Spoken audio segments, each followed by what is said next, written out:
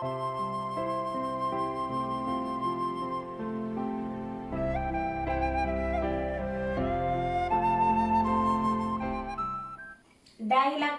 And polarisation. അപ്പോൾ ഇന്ന് നമുക്ക് പഠിക്കേണ്ടത് ഡൈഇലക്ട്രിക്സിനെ കുറിച്ചും ഡൈഇലക്ട്രിക്സിൻ്റെ പോളറൈസേഷനെ കുറിച്ചുമാണ് നമുക്ക് പഠിക്കേണ്ടത്. കഴിഞ്ഞ ക്ലാസ് നമ്മൾ എവിടം വരെയായിരുന്നു പഠിച്ചത്? Potential energy due to a system of charges പഠിച്ചു. അതിൽ തന്നെ 2 ചാർജ് സിസ്റ്റം പഠിച്ചു, 3 ചാർജ് സിസ്റ്റം പഠിച്ചു. പിന്നെയോ potential energy due to system of charges when it is placed in an external field പഠിച്ചു. പിന്നെ potential energy due to a dipole പഠിച്ചു അല്ലേ? അവിടം വരെയായിരുന്നു നമ്മൾ പഠിച്ചത്. അപ്പോൾ ഒരു ഡൈപോൾ മൂലമുള്ള പൊട്ടൻഷ്യൽ എനർജിയുടെ എക്സ്പ്രഷൻ എങ്ങനെയായിരുന്നു? ഒരു ഡൈപോളിനെ എക്സ്റ്റേണൽ ഫീൽഡിൽ വെച്ച് കഴിഞ്ഞാൽ അവിടെ ഉണ്ടാകുന്ന പൊട്ടൻഷ്യൽ എനർജിയുടെ എക്സ്പ്രഷൻ എങ്ങനെയായിരുന്നു? U=-P.E. അവിടം വരെയാണ് പഠിച്ചത്. ഇനി നമുക്ക് ഡൈഇലക്ട്രിക്സ് എന്താണ്, പോളറൈസേഷൻ എന്താണെന്നാണ് പഠിക്കേണ്ടത്. അതിന് മുമ്പ് ആദ്യം നമുക്ക് അറിയേണ്ട 2 ടേംസ് ആണ്. കണ്ടക്ടർ എന്താണ്, ഡൈഇലക്ട്രിക്സ് എന്താണ്. കണ്ടക്ടർ എന്താണ് കഴിഞ്ഞ ചാപ്റ്ററിൽ പഠിച്ചത്. കണ്ടക്ടേഴ്സ് എന്ന് പറഞ്ഞാൽ എന്താണ്? കണ്ടക്ടിങ് സബ്സ്റ്റൻസസ് ആണ് എന്തെന്ന് പറഞ്ഞാൽ കണ്ടക്ടേഴ്സ് എന്ന് പറയുന്നത്. അപ്പോൾ കണ്ടക്ടേഴ്സിന്റെ പ്രത്യേകത എന്താ? അവയ്ക്ക് കണ്ടക്ട് ചെയ്യണമെങ്കിൽ അതിൽ എന്തുണ്ടായിരിക്കും?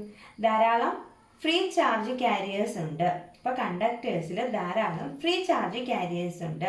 അപ്പോൾ ഇങ്ങനെയുള്ള ഒരു കണ്ടക്ടറിനെ നമ്മളൊരു എക്സ്റ്റേണൽ ഫീൽഡിൽ വെച്ചാൽ, ഒരു കണ്ടക്ടറിനെ ഒരു കണ്ടക്ടർ കൺസിഡർ ഇങ്ങനെ ഒരു കണ്ടക്ടറിനെ നമ്മൾ എന്ത് ചെയ്യാണ്? ഒരു എക്സ്റ്റേണൽ ഫീൽഡിൽ വെക്കുന്നു. ഒരു കണ്ടക്ടറിനെ ഒരു കണ്ടക്ടിങ് സ്പിയർ എടുക്കുക, അതിനെ ഒരു എക്സ്റ്റേണൽ ഫീൽഡിൽ വെച്ച് കഴിഞ്ഞാൽ അവിടുത്തെ പ്രത്യേകത ഇതിനകത്ത് ധാരാളം ഫ്രീ ചാർജ് കാരിയേഴ്സ് ഉണ്ട്. അപ്പോൾ ഈ എക്സ്റ്റേണൽ ഫീൽഡ് മൂലം ഇതിലെ ചാർജ് കാരിയേഴ്സ് എന്ത് ചെയ്യും? അങ്ങോട്ടും ഇങ്ങോട്ടും മൂവ് ചെയ്ത് നെഗറ്റീവ് ചാർജ് എല്ലാം ഒരു സൈഡിൽ അക്യുമുലേറ്റ് ചെയ്യും, പോസിറ്റീവ് ചാർജ് എല്ലാം ഒരു സൈഡിലേക്ക് വരും അല്ലേ? അപ്പോൾ ഇവിടെ ഒരു ചാർജ് സെപ്പറേഷൻ നടന്നു.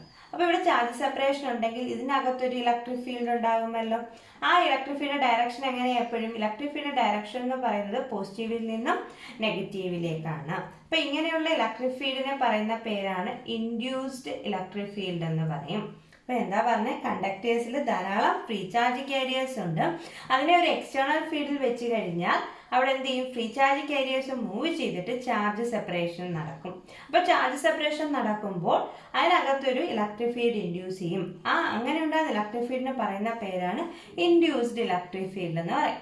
അപ്പോൾ കണ്ടക്ടറിന്റെ കേസിൽ ഈ എക്സ്റ്റേണൽ ഫീൽഡും ഇൻഡ്യൂസ്ഡ് ഫീൽഡും മാഗ്നിറ്റ്യൂഡ് എന്ന് പറയുന്നത് സെയിം ആണ്, ബട്ട് അതിന്റെ ഡയറക്ഷൻ എങ്ങനെയാണ്? ഓപ്പോസിറ്റ് ആണ്. അപ്പൊ നെറ്റ് ഫീൽഡ് എന്ന് പറയുന്നത് ഇവിടെ എത്രയായിരിക്കും? ഈ എക്സ്റ്റേണൽ പ്ലസ് ഈ ഇൻഡ്യൂസ്ഡ് എന്ന് പറയുന്നത് എന്തായിരിക്കും? 0 ആയിരിക്കും. ഏതിന്റെ കേസിൽ? കണ്ടക്ടേഴ്സിന്റെ കേസിൽ. അതായത് സ്റ്റേഷനറി കണ്ടീഷനിൽ, അതായത് കണ്ടക്ടർ സ്റ്റേഷനറി കേസിലാണെങ്കിൽ എന്താണ്? എക്സ്റ്റേണൽ ഫീൽഡും ഇൻഡ്യൂസ്ഡ് ഫീൽഡ് എങ്ങനെയായിരിക്കും? ബാലൻസ് ചെയ്യും. അല്ലെങ്കിൽ നെറ്റ് ഫീൽഡ് എന്ന് പറയുന്നത് അവിടെ എന്തായിരിക്കും? 0 ആയിരിക്കും. അപ്പോൾ കണ്ടക്ടേഴ്സിൽ ധാരാളം ഫ്രീ ചാർജ് കാരിയേഴ്സ് ഉണ്ട്. അതിനെ എക്സ്റ്റേണൽ ഫീൽഡിൽ വെക്കുമ്പോഴത്തേക്കും ചാർജ് സെപ്പറേഷൻ നടക്കും. അപ്പോൾ അതിനകത്തൊരു ഫീൽഡ് ഇൻഡ്യൂസ് ചെയ്യും. ആ ഫീൽഡിനെ പറയുന്ന പേരാണ് ഇൻഡ്യൂസ്ഡ് ഇലക്ട്രിക് ഫീൽഡ്. ഈ ഇൻഡ്യൂസ്ഡ് ഇലക്ട്രിക് ഫീൽഡ് ഏതിനെ ബാലൻസ് ചെയ്യും? സ്റ്റേഷനറി കണ്ടീഷനിൽ എക്സ്റ്റേണൽ ഫീൽഡിനെ ബാലൻസ് ചെയ്യും. അതായത് ഈ ഇൻഡ്യൂസ്ഡ് എന്ന് പറയുന്നത് ഈ എക്സ്റ്റേണൽ ഈക്വൽ ആകും. അല്ലെങ്കിൽ ഈ കണ്ടക്ടേഴ്സിന്റെ കേസിൽ നെറ്റ് ഫീൽഡ് എന്ന് പറയുന്നത് 0 ആണ്. ഇനി അടുത്തത് എന്താണ് ഡൈഇലക്ട്രിക്സ്? ഇപ്പോൾ കണ്ടക്ടേഴ്സ് എന്ന് പറഞ്ഞാൽ കണ്ടക്ടിങ് സബ്സ്റ്റൻസ്. അപ്പോൾ ഡൈഇലക്ട്രിക്സ് എന്തായിരിക്കാം? നോൺ കണ്ടക്ടിങ് സബ്സ്റ്റൻസിനെ പറയുന്ന പേരാണ് എന്ത്? ഡൈഇലക്ട്രിക്സ് എന്ന് പറയാം. ഇപ്പം നോൺ കണ്ടക്ടിങ് ആണെന്ന് പറയുമ്പോൾ തന്നെ അതിന് നമുക്ക് ഊഹിക്കുക എന്താണ്? ഡൈഇലക്ട്രിക്സിൽ ഫ്രീ ചാർജ് കാരിയേഴ്സ് ഇല്ല, അല്ലെങ്കിൽ negligible amount of free charge careers ആണ് ഏതിലുള്ളത്? ഡൈഇലക്ട്രിക്സിലുള്ളത്. അപ്പോൾ അവിടെ ചാർജിന്റെ മൂവ്മെന്റ് നടക്കുമോ? ഫ്രീ ചാർജ് കാരിയേഴ്സിന്റെ മൂവ്മെന്റ് നടക്കുമോ? കാരണം എന്താ? അവിടെ ഫ്രീ ചാർജ് കാരിയേഴ്സ് ഇല്ല, negligible amount of free charge careers ആണ്. അപ്പോൾ ഇങ്ങനെ ഒരു ഡൈഇലക്ട്രിക്കിനെ നമ്മൾ എക്സ്റ്റേണൽ ഫീൽഡിൽ വെക്കുന്നു. ഒരു ഡൈഇലക്ട്രിക്കിനെ എക്സ്റ്റേണൽ ഫീൽഡിൽ വെക്കുന്നു. അപ്പോൾ നമ്മൾ പറഞ്ഞു ചില ഡൈഇലക്ട്രിക്കിൽ negligible amount of free charge carriers ഉണ്ടെന്നാണ്. അപ്പോൾ ഈ എക്സ്റ്റേണൽ ഫീൽഡിന്റെ പ്രസൻസ് മൂലം ആ negligible amount of free charge carriers rearrange ചെയ്തിട്ട് അവിടെ ഒരു ചെറിയ തോതിൽ ചാർജ് സെപ്പറേഷൻ നടക്കാം. ചെറിയ തോതിൽ ചാർജ് സെപ്പറേഷൻ. അപ്പോൾ അതുമൂലം അവിടെ നിന്നുണ്ടാകും? ഒരു ഇൻഡ്യൂസ്ഡ് ഫീൽഡ് ഉണ്ടാകും. പക്ഷെ ആ ഉണ്ടാകുന്ന ഇൻഡ്യൂസ്ഡ് ഫീൽഡിന്റെ പ്രത്യേകത എന്താണ്? അതെന്ന് പറയുന്നത് എക്സ്റ്റേണൽ ഫീൽഡിന് ഈക്വൽ അല്ല. ഉണ്ടാകുന്ന ഇൻഡ്യൂസ്ഡ് ഫീൽഡ് എന്ന് പറയുന്നത് ഏതിന് ഈക്വൽ അല്ല? എക്സ്റ്റേണൽ ഫീൽഡിന് ഈക്വൽ അല്ലേ? അല്ലെങ്കിൽ നമുക്ക് എന്തെന്ന് പറയാം, ഈ എക്സ്റ്റേണൽ പ്ലസ് ഈ ഇൻഡ്യൂസ്ഡ് എന്ന് പറയുന്നത് എന്തല്ല? നോട്ട് ഈക്വൽ ടു 0 അല്ല. അതായത് ഈ ഇൻഡ്യൂസ്ഡ് ഫീൽഡ് എക്സ്റ്റേണൽ ഫീൽഡിന്റെ സ്ട്രെങ്ത് റെഡ്യൂസ് ചെയ്യുന്നേ ഉള്ളൂ, അല്ലാതെ എക്സ്റ്റേണൽ ഫീൽഡിനെ കംപ്ലീറ്റ് ആയിട്ട് എന്ത് ചെയ്യുന്നില്ല? ഇൻഡ്യൂസ്ഡ് ഫീൽഡ് ക്യാൻസൽ ചെയ്യുന്നില്ല. ഏതിന്റെ കേസിൽ? ഡൈഇലക്ട്രിക്കിന്റെ കേസിൽ. ഒന്നുകൂടെ പറയാം, ഡൈഇലക്ട്രിക്സ് എന്ന് പറഞ്ഞാൽ നോൺ കണ്ടക്ടിങ് സബ്സ്റ്റൻസ് ആണ്. അല്ലെങ്കിൽ ഡൈഇലക്ട്രിക്സിൽ എന്തില്ല? ഫ്രീ ചാർജ് കാരിയേഴ്സ് ഇല്ല, അല്ലെങ്കിൽ negligible amount of free charge careers ആണ് ഇവിടെ ഉള്ളത്, ഡൈഇലക്ട്രിക്സിലുള്ളത്. അങ്ങനെ ഒരു ഡൈഇലക്ട്രിക്കിനെ എക്സ്റ്റേണൽ ഫീൽഡിൽ വെക്കുമ്പോൾ എന്ത് ചെയ്യും?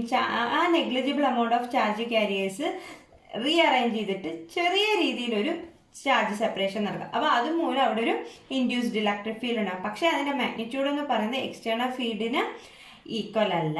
അതായത് അവിടെ നെറ്റ് ഫീൽഡ് ക്യാൻസൽ ചെയ്യുന്നില്ല, എക്സ്റ്റേണൽ ഫീൽഡിന്റെ സ്ട്രെങ്ത് ഒന്ന് റെഡ്യൂസ് ചെയ്യുന്നു എന്ന് മാത്രമേ ഉള്ളൂ എവിടെ? ഡൈഇലക്ട്രിക്സിന്റെ കേസ്. ഇനി നമുക്ക് ഇപ്പൊ ഡൈഇലക്ട്രിക്സ് എന്താണെന്ന് പറഞ്ഞു. ഇനി ഈ ഡൈഇലക്ട്രിക്സ് തന്നെ പോളാർ ടൈപ്പും ഉണ്ട്, നോൺ പോളാർ ടൈപ്പും ഉണ്ട്. അപ്പൊ ഇനി നമുക്ക് എന്താണ് പോളാർ മോളിക്യൂൾ എന്ന് പഠിക്കാം. നിങ്ങൾ കെമിസ്ട്രി പഠിച്ചിട്ടുള്ളതാണ്. എന്താണ് പോളാർ മോളിക്യൂൾ എന്ന് പറഞ്ഞാൽ? പോളാർ മോളിക്യൂൾ എന്ന് പറഞ്ഞാൽ ആ വേർഡിൽ തന്നെയാണ് പൊളാരിറ്റി ഉള്ള മോളിക്യൂൾസ്. അതായത്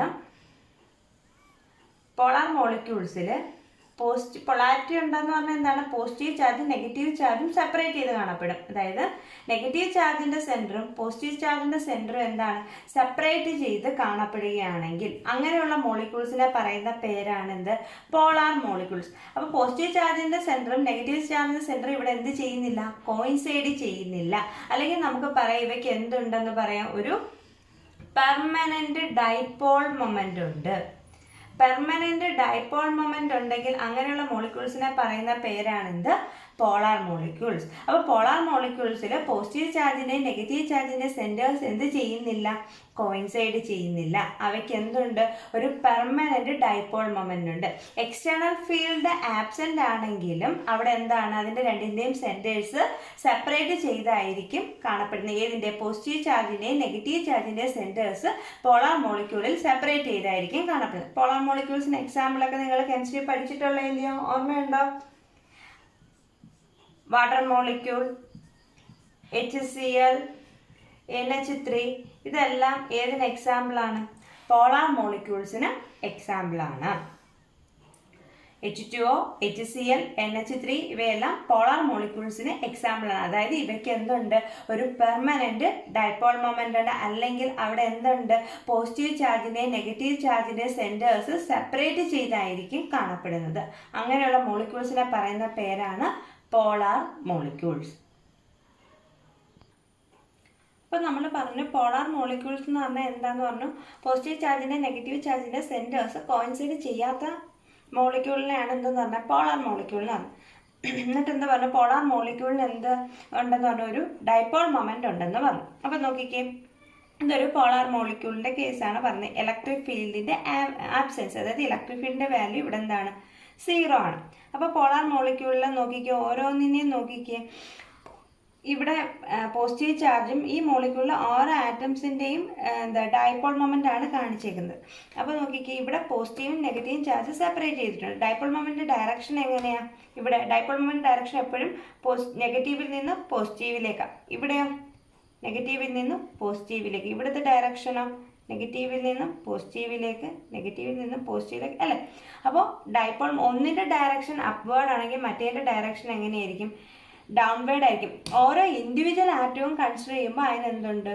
ഒരു ഡൈപോൾ മൊമെന്റ് ഉണ്ട്. പക്ഷേ as a molecule as a whole നമ്മൾ dipole moment, net dipole moment നോക്കുമ്പോൾ അത് എന്തായി പോകും? ഡയറക്ഷൻസ് ഓപ്പോസിറ്റ് ആയിട്ട് നെറ്റ് ഡൈപോൾ മൊമെന്റ് 0 ആയി പോകും. ഏതിൻ്റെ കേസിൽ? എക്സ്റ്റേണൽ ഫീൽഡ് 0 ആണെങ്കിൽ.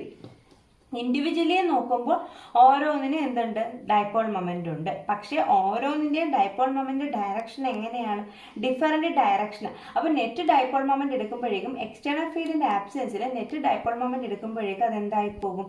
0 ആയി പോകും. ഇനി രണ്ടാമത്തെ കേസ് പറഞ്ഞാൽ നമ്മൾ എക്സ്റ്റേണൽ ആയിട്ട് ഒരു ഫീൽഡ് കൊടുക്കുമ്പോഴേക്കും ഇതെന്ത് ചെയ്യും? ആറ്റംസ് എന്ന് പറയുന്നത് ഇലക്ട്രിക് ഫീൽഡിന്റെ ഡയറക്ഷൻ അനുസരിച്ച് അറേഞ്ച് ചെയ്യും. അപ്പോൾ ഇവിടെ നോക്കിക്കേ, ഇതിന്റെ ഡയറക്ഷൻ നെഗറ്റീവിൽ നിന്ന് പോസിറ്റീവിലേക്ക്, ഇതിന്റെ ഡയറക്ഷൻ നെഗറ്റീവിൽ നിന്ന് പോസിറ്റീവിലേക്ക്, ഇതിന്റെ ഡയറക്ഷൻ നെഗറ്റീവിൽ നിന്ന് പോസിറ്റീവിലേക്ക്, അങ്ങനെ പോകും.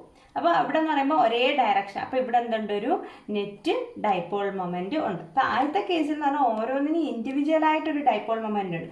ആ ഇൻഡിവിജ്വൽ ഡൈപോൾ മൊമെന്റ് ഉണ്ടാകുന്നതെന്ന് പറഞ്ഞാൽ തെർമൽ അജിറ്റേഷൻ മൂലമാണ്, അല്ലാതെ എക്സ്റ്റേണൽ ഫീൽഡ് മൂലമല്ല. രണ്ടാമത്തെ കേസിൽ എന്ന് പറഞ്ഞു കഴിഞ്ഞാൽ നെറ്റ് ഡൈപോൾ മൊമെന്റ് ഉണ്ടാകുന്നത് ഏതിൻ്റെ പ്രസൻസിലാണ്? External electric ഫീൽഡിൻ്റെ പ്രസൻസിലാണ്. അപ്പോൾ പോളാർ മോളിക്യൂൾ എന്ന് പറഞ്ഞു കഴിഞ്ഞാൽ എന്താണെന്നാണ് പറഞ്ഞത്? പോസിറ്റീവ് ചാർജിൻ്റെ നെഗറ്റീവ് ചാർജിൻ്റെ സെൻറ്റേഴ്സ് സെപ്പറേറ്റ് ചെയ്ത് കാണപ്പെടുന്ന മോളിക്യൂൾസിനെയാണ് എന്തെന്ന് പറയുന്നത്? പോളാർ മോളിക്യൂൾസ് എന്ന് പറയുന്നത്. ഇനി പോളാർ മോളിക്യൂൾസിന് ഒരു പെർമനന്റ് ഡൈപോൾ മൊമെന്റ് ഉണ്ടെന്ന് പറഞ്ഞു. എപ്പോൾ? എക്സ്റ്റേണൽ ഫീൽഡിന്റെ പ്രസൻസിൽ. എക്സ്റ്റേണൽ ഫീൽഡിന്റെ ആബ്സെൻസിൽ ഇൻഡിവിജ്വലി നോക്കുമ്പോൾ അവയ്ക്ക് എന്തുണ്ട്? ഡൈപോൾ മൊമെന്റ് ഉണ്ട്. നെറ്റ് ഡൈപോൾ മൊമെന്റ് എന്ന് പറയുന്നത് അവിടെ എന്താണ്? 0 ആണ്. കാരണം എന്താണ്? ഒരെണ്ണത്തിന് ഡയറക്ഷൻ അപ്വേർഡ് ആണെങ്കിൽ മറ്റേടത്ത് ഡയറക്ഷൻ എന്തായിരിക്കും? ഡൗൺവേർഡ് ആയിരിക്കും. As a whole net dipole moment നോക്കുമ്പോൾ 0 ആയിരിക്കും. ബട്ട് ഇൻഡിവിജ്വലി ഓരോന്നിനും എന്തുണ്ട്? പെർമനന്റ് ഡൈപോൾ മൊമെന്റ് ഉണ്ട്. ആസ് എ ഹോൾ നോക്കുമ്പോഴാണ് നെറ്റ് ഡൈപോൾ മൊമെന്റ് എന്തായി പോകുന്നത്? 0 ആകുന്നത്. ഇവിടെ ഇൻഡിവിജ്വൽ ഡൈപോൾ മൊമെന്റ് ഉണ്ടാകുന്നത് ഏത് മൂലമാണ്? തെർമൽ അജിറ്റേഷൻ മൂലമാണ്. രണ്ടാമത്തെ കേസിൽ എക്സ്റ്റേണൽ ഫീൽഡ് അപ്ലൈ ചെയ്യുമ്പോഴേക്കും ഓരോന്നും ഇലക്ട്രിക് ഫീൽഡ് ഡയറക്ഷനിൽ അറേഞ്ച് ചെയ്യുക. അപ്പോൾ ഡയറക്ഷൻ എല്ലാം സെയിം ആകുമ്പോഴേക്കും നെറ്റ് ഡൈപോൾ മൊമെന്റ് അവിടെ ഉണ്ടാകും. അടുത്തത് നോൺ പോളാർ മോളിക്യൂൾ. അപ്പോൾ നോൺ പോളാർ മോളിക്യൂൾ എന്തായിരിക്കും? പോസിറ്റീവ് ചാർജിൻ്റെയും നെഗറ്റീവ് ചാർജിൻ്റെയും സെൻറ്റേഴ്സ് കോയിൻസൈഡ് ചെയ്ത് കാണപ്പെടുന്ന മോളിക്യൂൾസിനെ പറയുന്ന പേരാണെന്ത്? Non polar molecules. അതായത് അവിടെ പോസിറ്റീവ് ചാർജും നെഗറ്റീവ് ചാർജും സെപ്പറേറ്റ് ചെയ്ത് കാണില്ല, അല്ലെങ്കിൽ അവയ്ക്കൊരു പൊളാരിറ്റി ഇല്ല. അങ്ങനെയുള്ള മോളിക്യൂൾസിനെ പറയുന്ന പേരാണ് നോൺ പോളാർ മോളിക്യൂൾ. അതായത് പോസിറ്റീവ് ചാർജിൻ്റെയും നെഗറ്റീവ് ചാർജിൻ്റെയും സെൻറ്റേഴ്സ് കോയിൻസൈഡ് ചെയ്ത് കാണപ്പെടും. അപ്പോൾ അവയ്ക്ക് എന്തില്ല? നെറ്റ് ഡൈപോൾ മൊമെന്റ് ഇല്ല, അല്ലെങ്കിൽ പെർമനന്റ് ഡൈപോൾ മൊമെന്റ് ഇല്ല. കാരണം എന്താണ്? അവിടെ ചാർജ് സെപ്പറേഷൻ ഇല്ല. അങ്ങനെയുള്ള മോളിക്യൂൾസിന് പറയുന്ന പേരാണ് non polar molecule. Non polar മോളിക്യൂളിന് എക്സാമ്പിൾ ആണ് hydrogen molecule, oxygen, carbon dioxide. ഇതെല്ലാം ഏതിന് എക്സാമ്പിൾ ആണ്? നോൺ പോളാർ മോളിക്യൂൾസിന് എക്സാമ്പിൾ ആണ്. അപ്പോൾ പോസിറ്റീവ് ചാർജിൻ്റെ നെഗറ്റീവ് ചാർജിൻ്റെ സെൻറ്റേഴ്സ് കോയിൻസൈഡ് ചെയ്ത് കാണുന്ന മോളിക്യൂൾസ് ആണ് non polar molecules. Example hydrogen, oxygen, carbon dioxide. ഇനി അടുത്തത് നോൺ പോളാർ മോളിക്യൂൾസിൽ എങ്ങനെയാണ് ഒരു പെർമനന്റ് ഡൈപോൾ മൊമെന്റ് ഉണ്ടാകുന്നതെന്നാണ് പറയാൻ പോകുന്നത്. അപ്പോൾ ഒരു നേരത്തെ നമ്മൾ പോളാർ മോളിക്യൂളിൻ്റെ കേസ് പറഞ്ഞോട്ടും എക്സ്റ്റേണൽ ഫീൽഡിൻ്റെ ആബ്സെൻസിൽ ഒരു നോൺ പോളാർ മോളിക്യൂളിൻ്റെ സ്ട്രക്ചറാണ് വരച്ചിരിക്കുന്നത്. അതായത് അവിടെ പോസിറ്റീവ് നെഗറ്റീവ് ചാർജിൻ്റെ സെൻറ്റേഴ്സ് കോയിൻസൈഡ് ചെയ്ത് കാണപ്പെടുന്നു. അപ്പോൾ ഇവിടെ എന്തില്ല? ഒരു പെർമനന്റ് ഡൈപോൾ മൊമെന്റ് ഇല്ല. ഇനി നോക്കിക്കേ, ഇവിടെ ഒരു എക്സ്റ്റേണൽ ഫീൽഡ് നമ്മൾ അപ്ലൈ ചെയ്തേക്കാം. അപ്പോഴത്തേക്ക് ഇത് ഇവിടെ എന്ത് സംഭവിക്കും? ഇവിടെ പോസിറ്റീവ് നെഗറ്റീവ് ചാർജ് കോയിൻസൈഡ് ചെയ്തായിരുന്നു കണ്ടപ്പോൾ. ഇനി ഇവിടെ എന്താ ചെയ്യുന്നത്? എക്സ്റ്റേണൽ ഫീൽഡ് കൊടുത്തപ്പോഴത്തേക്ക് അവിടെ മോളിക്യൂൾസിൽ സ്ട്രെച്ചിങ് റീഅറേഞ്ച്മെൻറ്റും ഒക്കെ നടന്നിട്ട് അവിടെ പോസിറ്റീവും നെഗറ്റീവും ചാർജ് സെപ്പറേഷൻ ഉണ്ടായി, അല്ലെങ്കിൽ ഇലക്ട്രിക് ഫീൽഡ് ഡയറക്ഷനിൽ അവിടെ എന്തുണ്ടായി? ഒരു ചാർജ് സെപ്പറേഷൻ ഉണ്ടായി. ചാർജ് സെപ്പറേഷൻ ഉണ്ടെങ്കിൽ അവിടെ എന്തുണ്ടാകും? ഒരു ഡൈപോൾ മൊമെന്റ് ഉണ്ടാകും. അങ്ങനെ എക്സ്റ്റേണൽ ഫീൽഡിൻ്റെ പ്രസൻസിൽ ഒരു നോൺ പോളാർ മോളിക്യൂളിൽ എന്ത് ഡെവലപ്പ് ചെയ്യുന്നുണ്ട്? ഒരു പെർമനന്റ് ഡൈപോൾ മൊമെന്റ് ഡെവലപ്പ് ചെയ്യുന്നുണ്ട്. അതേപോലെ ഒരു എക്സ്റ്റേണൽ ഫീൽഡിൻ്റെ പ്രസൻസിൽ ഒരു പോളാർ മോളിക്യൂളിലും ഒരു നെറ്റ് ഡൈപോൾ മൊമെന്റ് ഡെവലപ്പ് ചെയ്യുന്നുണ്ട്. ഇങ്ങനെ എക്സ്റ്റേണൽ ഫീൽഡിന്റെ പ്രസൻസിൽ ഒരു dielectric either polar or non polar അവിടെ എന്ത് ഡെവലപ്പ് ചെയ്യുന്നുണ്ട്? ഒരു നെറ്റ് ഡൈപോൾ മൊമെന്റ് ഡെവലപ്പ് ചെയ്യുന്നുണ്ട്. അപ്പോൾ നമ്മൾ പഠിച്ചത് പോളാർ ഡൈലക്ട്രിക് എന്താണ്, നോൺ പോളാർ ഡൈലക്ട്രിക് എന്താണെന്നാണ് പഠിച്ചത് അല്ലേ. അപ്പോൾ നോൺ പോളാർ ഡൈലക്ട്രിക്കിൻ്റെ കേസായിരുന്നു നമ്മൾ ലാസ്റ്റ് പറഞ്ഞത്. അവിടെ എങ്ങനെയാണ് പോസിറ്റീവ് ചാർജിൻ്റെയും നെഗറ്റീവ് ചാർജിൻ്റെയും സെൻറ്റേഴ്സ് കോയിൻസൈഡ് ചെയ്തായിരുന്നു കാണപ്പെട്ടിരുന്നത്. എക്സ്റ്റേണൽ ഫീൽഡ് അപ്ലൈ ചെയ്തപ്പോഴത്തേക്ക് അവിടെ മോളിക്യൂൾസിൽ സ്ട്രെച്ചിങ് റീഅറേഞ്ച്മെൻറ്റും ഒക്കെ നടന്ന് പോസിറ്റീവ് നെഗറ്റീവ് ചാർജ് സെപ്പറേഷൻ ഉണ്ടായി. അപ്പോൾ അവിടെ എന്തുണ്ടാകും? ഒരു നെറ്റ് ഡൈപോൾ മൊമെൻ്റ് ഉണ്ടാകും. അതേപോലെ ഒരു പോളാർ മോളിക്യൂളിൽ എങ്ങനെയാണ്? ഇലക്ട്രിക് ഫീൽഡ് ഇല്ലെങ്കിൽ അവിടെ ചാർജസ് പോസിറ്റീവ് ചാർജിൻ്റെ നെഗറ്റീവ് ചാർജിൻ്റെ സെൻറ്റേഴ്സ് എങ്ങനെ തന്നെ സെപ്പറേറ്റ് ചെയ്താൽ കാണപ്പെടുന്നത്. ഇൻഡിവിജ്വലി നോക്കുമ്പോൾ ഓരോന്നിനും ഡൈപോൾ മൊമെൻ്റ് ഉണ്ട്. പക്ഷേ എല്ലാ ഡൈപോൾ മൊമെൻറ്റിൻ്റെ ഡയറക്ഷൻ എങ്ങനെയല്ല? സെയിം ഡയറക്ഷൻ അല്ല. അപ്പോൾ as a whole net dipole moment നോക്കുമ്പോൾ അവിടെ എന്തായി പോകും? 0 ആയി പോകും. നമ്മളപ്പോൾ ഒരു എക്സ്റ്റേണൽ ഫീൽഡ് കൊടുക്കുമ്പോൾ എന്ത് സംഭവിക്കും? ഇതെല്ലാം ഇലക്ട്രിക് ഫീൽഡിൻ്റെ ഡയറക്ഷനിൽ അറേഞ്ച് ചെയ്യുകയും അവിടെ ഒരു നെറ്റ് ഡൈപോൾ മൊമെൻറ്റ് ഉണ്ടാവുകയും ചെയ്യും. അപ്പോൾ ഇനി പോളറൈസേഷൻ എന്താണെന്നാണ് പറയാൻ പോകുന്നത്. അപ്പം നമ്മളൊരു പോളാർ ഡൈലക്ട്രിക്കും നോൺ പോളാർ ഡൈലക്ട്രിക്കും എക്സ്റ്റേണൽ ഫീൽഡ് കൊടുത്തപ്പോൾ അവിടെ ഒരു നെറ്റ് ഡൈപോൾ മൊമെന്റ് ഉണ്ടാകുന്നതായിട്ട് കണ്ടു അല്ലേ? അങ്ങനെ ഒരു dielectric either polar or non polar നമ്മൾ എക്സ്റ്റേണൽ ഫീൽഡ് കൊടുക്കുമ്പോഴേക്കും അതിൽ ഒരു നെറ്റ് ഡൈപോൾ മൊമെന്റ് ഇൻഡ്യൂസ് ചെയ്യുന്ന ഫിനോമിനന് പറയുന്ന പേരാണ് എന്ത്? പോളറൈസേഷൻ. അപ്പോൾ എന്താണ്? ഒരു dielectric either polar or non polar external ഫീൽഡിന്റെ പ്രസൻസിൽ അതിൽ എന്ത് ഡെവലപ്പ് ചെയ്യുന്നുണ്ട്? ഒരു ഡൈപോൾ മൊമെന്റ് ഇൻഡ്യൂസ് ചെയ്യുന്നുണ്ട്. ആ പ്രോസസ്സിന് പറയുന്ന പേരാണ് പോളറൈസേഷൻ. ഇപ്പോൾ പോളറൈസേഷനെ നമ്മൾ പി എന്ന് പറയുന്ന ലെറ്റർ കൊണ്ടാണ് ഡിനോട്ട് ചെയ്യുന്നത്. കണ്ടുപിടിക്കുന്നത് നെറ്റ് ഡൈപോൾ മൊമെന്റ്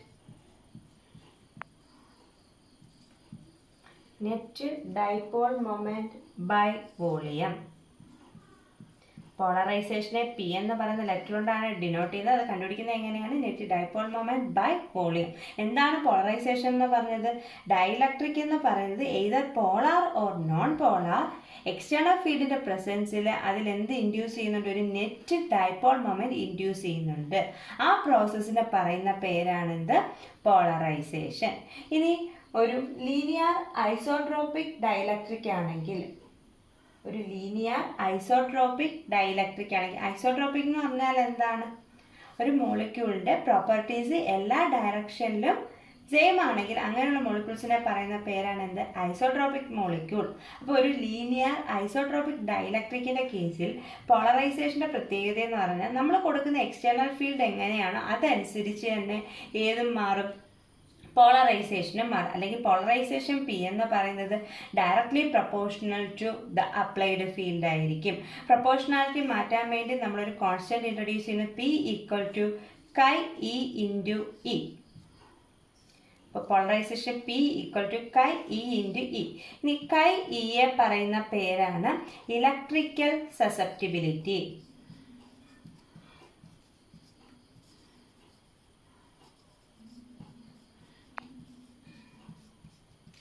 അപ്പോൾ പോളറൈസേഷൻ എന്ന് പറയുന്നത് നമ്മൾ കൊടുക്കുന്ന എക്സ്റ്റേണൽ ഫീൽഡിന് ഡയറക്ട്ലി പ്രൊപ്പോർഷണൽ ആയിരിക്കും. എക്സ്റ്റേണൽ ഫീൽഡിന്റെ സ്ട്രെങ്തിനനുസരിച്ചാണ് ഏതിൻ്റെ വാല്യൂ മാറുന്നത്? പോളറൈസേഷന്റെ വാല്യൂ മാറുന്നത്. അല്ലെങ്കിൽ P equal to chi E into E. കൈ ഇയെ പറയുന്ന പേരാണ് എന്ത്? ഇലക്ട്രിക്കൽ സസെപ്റ്റിബിലിറ്റി എന്ന് പറയാം. ഇനി അടുത്തത് ഒരു യൂണിഫോംലി പോളറൈസ്ഡ് ഡൈലക്ട്രിക്കിന്റെ കേസ് പറയുകയാണെങ്കിൽ അതെന്ന് പറയുന്നത് അതിൻ്റെ സർഫസിൽ എന്ത് ചെയ്യും? ഒരു ചാർജ് ഡെൻസിറ്റി ഇൻഡ്യൂസ് ചെയ്യും. അതായത് uniformly polarised dielectric producers induced surface charge density. അതായത് ഒരു യൂണിഫോംലി പോളറൈസ്ഡ് ഡൈലക്ട്രിക്കിനെ നമ്മൾ ഒബ്സർവ് ചെയ്യുകയാണെങ്കിൽ അവിടെ നമുക്ക് രണ്ട് ചാർജ്ഡ് സർഫസ് ഉള്ളതായിട്ട് തോന്നാം. അതായത് നെഗറ്റീവ് ചാർജസ് ഉള്ള സർഫസ് സിഗ്മ പി മൈനസ് എന്നും പോസിറ്റീവ് ചാർജസ് ഉള്ള സർഫസ് സിഗ്മ പി പ്ലസ് എന്നും കാണാൻ കഴിയും. അതായത് ഒരു യൂണിഫോംലി പോളറൈസ്ഡ് ഡൈലക്ട്രിക് എന്ന് പറയുന്നത് രണ്ട് ചാർജ്ഡ് സർഫസിന് ഈക്വൽ ആയിരിക്കും. അതായത് അവിടെ ഉണ്ടാകുന്നത് സർഫസ് ചാർജ് ഡെൻസിറ്റിയാണ്. അതായത് നെഗറ്റീവ് ചാർജസ് എല്ലാം ഉള്ള സിഗ്മ പി മൈനസ് എന്ന് പറയുന്ന സർഫസും പോസിറ്റീവ് ചാർജസ് എല്ലാം ഉള്ള സിഗ്മ പി പ്ലസ് എന്ന് പറയുന്ന സർഫസും.